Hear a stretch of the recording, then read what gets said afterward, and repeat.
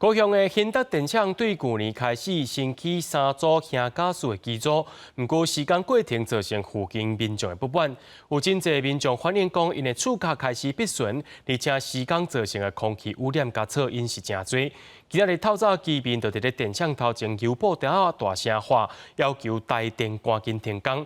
台电表示讲，因会改善施工的方法。 兴达电厂外口规定人举报条抗议，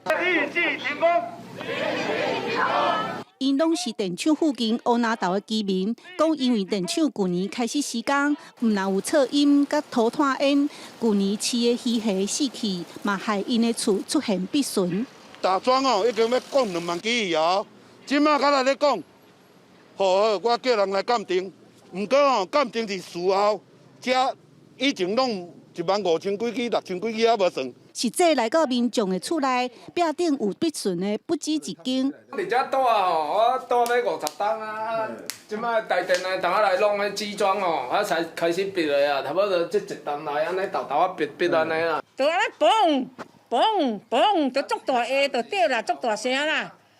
就像啊，你地动咧。民众不满要求台电停工，台电派代表接定证书，嘛强调施工造成的噪音拢伫标准内底，毋过因愿意改善。我们调整施工的方式，我们将打击式的施工方式改成钻掘式的施工方式，好降低噪音及震动的影响，扩大邻房鉴定的范围，大约有30户左右，以利后续来厘清责任的归属。